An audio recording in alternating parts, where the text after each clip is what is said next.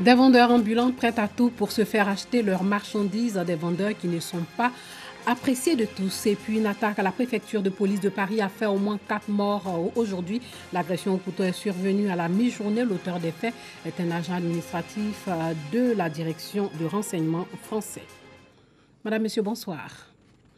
Être commerçant ambulant n'est pas de tout repos. Pour vendre, il faut parcourir des kilomètres parfois. Trouver des personnes qui achètent les produits proposés n'est pas évident non plus, mais ils ne se découragent pas pour autant.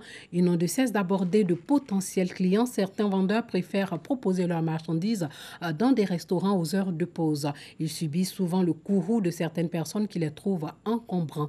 À San Pedro, Sam Conan nous propose ce reportage. Il est midi.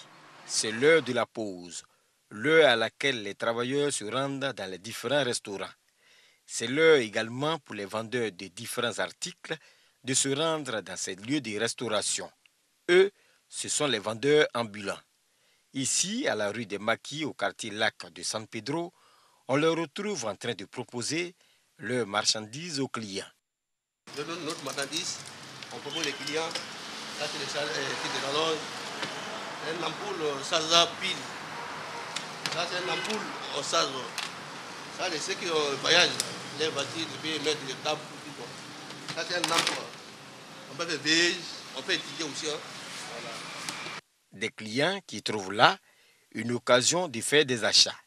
J'ai pris une lampe veilleuse de pouce à Rodap. Ça nous dépanne, hein. Au lieu de se déplacer pour aller au grand marché, comme il dit, juste au passage, on les voit, on se rappelle qu'il y a une article qu'on a besoin dans le média et on se rend auprès d'eux. Tout à l'heure, je voulais acheter un chargeur pour mon téléphone. Généralement, on n'a pas le temps d'aller au marché. Et les heures de pause, on profite pour faire nos petits achats. Lorsqu'ils nous trouvent dans les maquis, souvent tu peux trouver un truc moins cher avec eux. Autrement, sur le marché, ce n'est pas le même cas. Si certains clients apprécient la présence de ces vendeurs ambulants dans les restaurants au moment du déjeuner, ce n'est pas le cas pour d'autres qui jugent cette présence encombrante. Je suis en train de manger. Je mange ou je paye ça? Non, tu peux payer, il n'y a pas de problème. Il y a un problème à manger. À manger, oui. Mais si tu ne manges pas, comment il y a de devoir? Voilà. Forcément, tu dois Donc, manger. si tu me laisses manger, si tu me laisses, je finis de manger, et puis on se retrouve au dehors là-bas, je vais payer. Non, moi, je ne suis pas pour, parce que quelqu'un qui quitte le travail, il est fatigué, il vient prendre son repas pour retourner, et puis bon, il est emmerdé par les vendeurs là. Moi, je ne suis pas pour. Je trouve ça encombrant dans les restaurants, puisque le repas, c'est un moment privilégié de la vie. Ils se permettent de s'infiltrer dans la vie privée du client. Chez les restauratrices, les avis sont aussi partagés. À part les petits cireurs qui viennent même sans dire bonjour, tonton je veux cirer, tonton, à part ça les autres ils n'en mettent pas. En tout cas chez moi ils ne gênent pas. Parce qu'il y a des clients qui ont besoin des choses, n'ont pas envie de se déplacer, les midis viennent juste manger, partir, n'ont pas le temps de... Donc ça ne gêne pas. Ce qui gêne, c'est que quand les clients sont en train de manger et ils sont sur eux, en train de leur proposer la marchandise, c'est très gênant. Ça nous dérange. Pour les vendeurs ambulants, c'est le moment ou jamais pour faire des bonnes affaires. Peu importe le candidat-on. Vraiment, il y a ceux qui se parlent mal, il y a ceux qui ne parlent pas. Mais tu sais, dans la vie, il y en a ceux qui sont gentils, il y en a ceux qui sont compliqués. La vie, c'est comme ça. Mais si eux ne viennent pas manger à midi, comment on fait pour les vendre des parfums? C'est quand les gens viennent manger qu'on leur propose des parfums. Moi, quand je viens, je te présente mes marchandises. Quand tu dis tu ne veux pas là, je m'assois, forcer là, tu as payé. Quand tu dis tu ne veux pas là, c'est que tu as payé. Mais la personne qui m'a puis je te propose, tu ne parles pas là. Mais quand je viens, tu dis bonjour monsieur. S'il me répond, il me dit non, je ne veux pas. Il a fait tout possible pour qu'il paye. Acheter des articles avec ces vendeurs ambulants comporte aussi des risques, soutiennent des clients. Bon, lorsqu'on paye, on ne tient pas compte de ces risques. Hein. Effectivement, il y a des risques. Hein. Comme nous sommes les habitués du coin, pour les maquis, ils reviennent toujours. Voilà, ils reviennent et puis il y en a qui sont honnêtes. Tu dis, mais j'ai acheté telle chose chez toi, mais il se trouve que c'est elle qui a détruit cette chose-là. Ben, si vous arrangez, quoi. Selon certains clients, c'est une technique pour les commerçants ambulants de ne pas payer les taxes municipales. C'est pour ne pas payer les taxes qu'ils sont ambulants, ils partent d'un restaurant à un autre. Si comme ça, il faut que l'État mette les talons. mettant les talons. Et à chaque restaurant, ils doivent mettre les agents, la police municipale là, pour les encaisser. Ils rentrent, ils payent son ticket et puis ça va. Parce qu'il génère des bénéfices, mais il faut qu'il apporte quelque chose à l'État. Chaque jour, si on sort, la mairie nous donne ticket, on paye. Du côté de la mairie, la question des commerçants ambulants est prise au sérieux. C'est tout à fait anormal que nous laissons la ville nouvelle, San Pedro, que le maire avait embellir. On ne doit pas avoir les touristes qui sont en train de se régaler quelque part et puis voir des gens encombrants venir un peu partout, puisqu'il peut y être d'autres personnes. Et alors nous allons interdire tout cela. Pour tous ceux qui pensent que le marché, il n'y a pas de la place, il y a de la place suffisamment. Alors nous allons passer à la phase de sensibilisation pour les ramener à prendre tous les magasins qui ne sont pas occupés afin que les commerçants payent leurs tickets en bonne et due forme. En attendant la mise en œuvre de ces mesures, ces commerçants ambulants doivent gagner leur pain quotidien. Demain, ils seront encore là. La Ligue ivoirienne des secrétaires de Côte d'Ivoire lance son projet de formation, une formation qui vise à renforcer leurs capacités pour mieux exercer ce métier. Pascaline Kwame Douadelazer. Awa est secrétaire de direction dans une entreprise de la place. Ce matin, elle prend part à une formation pour le renforcement de ses capacités en assistanat de direction, un secteur en perpétuelle évolution. Tout ce que j'ai appris, je vais mettre à la disposition de mes consoeurs qui n'ont pas eu la chance, comme moi, de venir à la formation. Comme Awa, ce sont 20 secrétaires qui ont pris part à cette formation initiée par la Ligue ivoirienne des secrétaires de Côte d'Ivoire. Une initiative qui vise à renforcer les qualités essentielles requises pour une meilleure gestion de la formation de secrétaires de direction. À son temps, beaucoup se plaignaient de nous. Oui, la secrétaire mange au bureau, l'assistante elle est ceci, l'assistante elle est cela. Je voudrais que les secrétaires de Côte d'Ivoire soient bien formés, celles qui vont s'inscrire pour venir sur ce projet.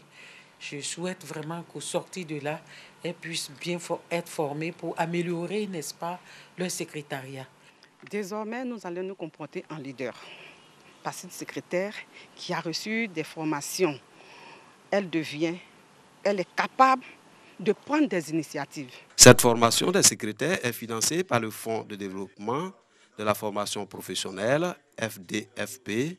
Elle va s'étendre sur toute l'année 2020. Elles auront l'anglais qui va venir renforcer leur capacité de communiquer avec les langues étrangères. Elles ont également le développement de leur professionnalisme au sein de leur travail. Quels sont les leviers, quels sont les outils sur lesquels ils doivent jouer pour arriver à l'excellence.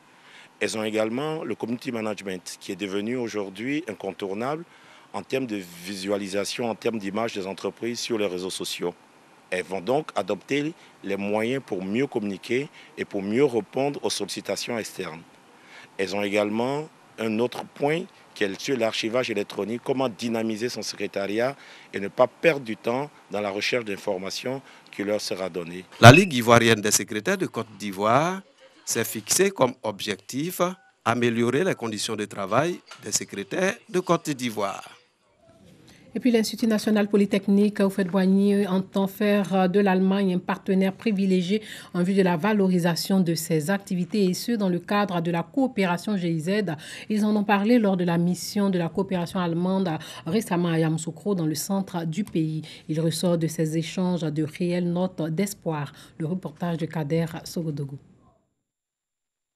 Une délégation de la GIZ dans le cadre de la coopération allemande, reçue par les responsables de l'Institut national polytechnique Félix Houphouët-Boigny de Yamoussoukro, INP-HB, au centre des échanges la coopération entre l'INP-HB et l'Allemagne.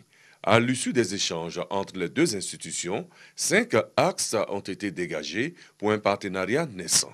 La création d'un pôle d'innovation technologique, la commercialisation et la valorisation des produits de la recherche, la coopération académique entre l'INP-HB et les universités allemandes, les énergies nouvelles et les drones aéronautiques. L'Allemagne se présente aujourd'hui comme un partenaire très sûr pour l'INP et pour le développement de la formation et la recherche pour notre institut.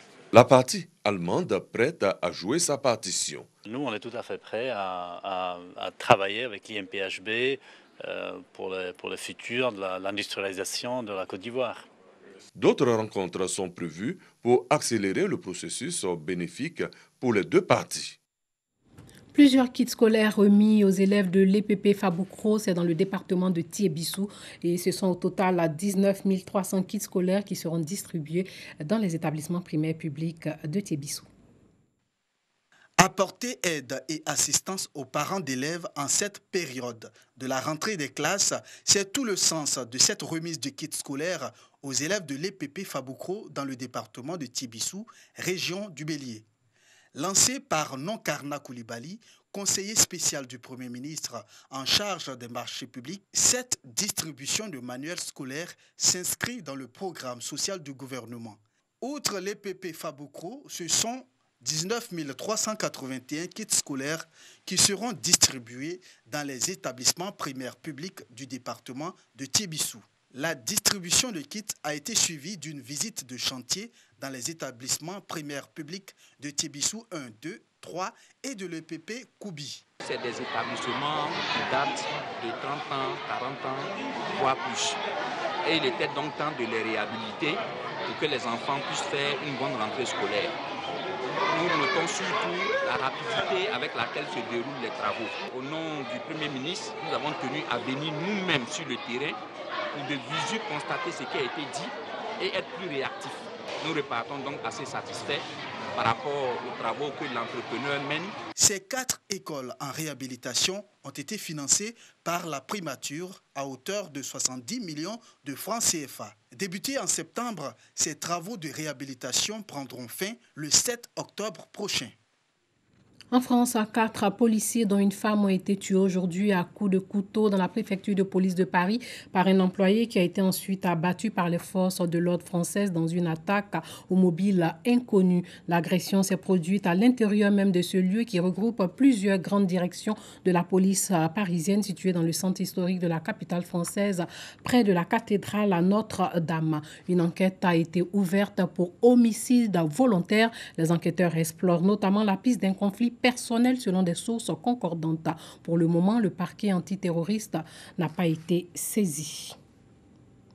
Des déplacés syriens dans le camp d'Aïn Issa, dans la province de Raqqa, au nord-ouest de la Syrie, se portent volontaires pour s'occuper des orphelins de combattants du groupe État islamique. Ils expliquent que ces enfants sont toujours traumatisés après avoir vécu sous l'œil. Dans un camp de Syrie, des orphelins de l'État islamique traumatisés à la charge des Kurdes démunis. 9 volontaires, toutes des déplacés, s'occupent des 24 enfants en contrepartie des maigres salaires versés par l'administration. Ils n'aiment pas la nourriture. Quand ils jouent ensemble, ils ne le font pas vraiment. Ils jouent à se tirer dessus ou à planter des mines dans la terre. Ces choses sont encore ancrées dans leur tête et il n'y a rien qui puisse les faire oublier. Ils n'étudient pas et ne vont pas jouer avec les plus petits. Ils ont été privés de toutes ces activités.